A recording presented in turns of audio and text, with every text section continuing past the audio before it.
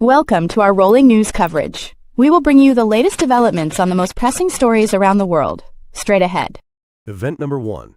6 members of the Iranian women's soccer team were granted humanitarian refugee status in Australia. Event number 2.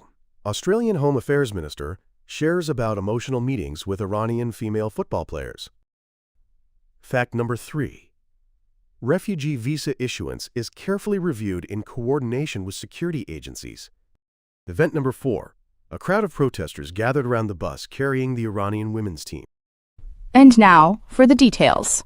Australian Home Affairs Minister Tony Burke said on Wednesday that 2 more members of the Iranian women's soccer team were granted asylum status in Australia before their teammates left, but one of them later changed her mind and will return to Iran. According to the Associated Press, Burke confirmed that a total of 6 women from the Iranian team will remain in Australia on humanitarian visas after accepting asylum offers just before they were scheduled to return home. The names and photos of the 7 members initially granted asylum were widely publicized, including by Burke himself, and the specific identity of the woman who changed her decision remains unclear. The departure of the remaining team members from Sydney, Australia, late Tuesday occurred amid tense and angry protests at the delegation's hotel and at the airport. Iranian Australians attempted to block the players from leaving, fearing for their safety upon returning to Iran. On Wednesday morning, Burke announced that a player and a team staff member had joined the 5 athletes who had previously decided to stay in Australia. However, a few hours later, he told the federal parliament in Canberra that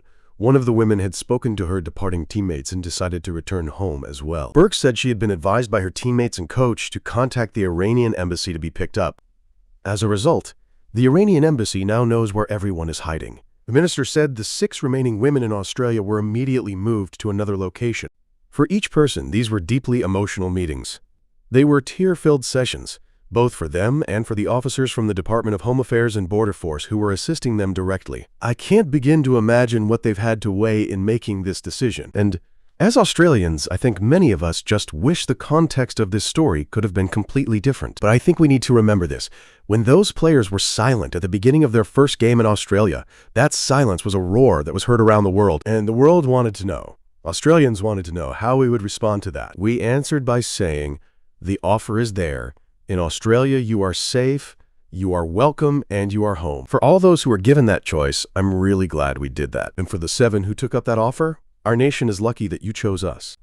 I think they are only just beginning to realize how warmly they are welcomed in Australia.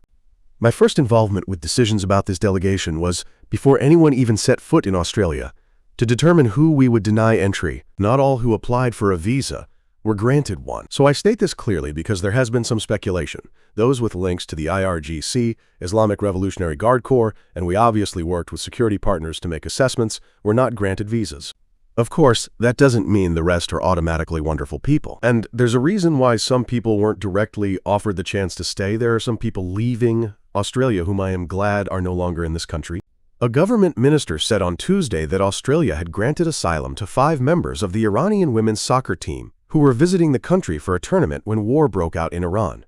According to the Associated Press, the announcement came after days of lobbying by Iranian groups in Australia and U.S. President Donald Trump for the Australian government to help the women, even though they had not publicly expressed a desire for asylum. It was not clear when the remaining players would leave Australia, but chaos erupted Tuesday afternoon outside the team's hotel when people knelt or lay in front of a white bus with tinted windows, believed to be carrying the rest of the team. The identities of those on the bus and its destination could not be immediately confirmed. Similar vehicles had been used to transport the players to and from their games. Protesters, some dressed in red, white, and green or carrying the pre-revolutionary Iranian flag, tried to block the bus from leaving the hotel. However, the bus was delayed for only a few minutes. Some people chanted, "Save our girls," and "Please act now."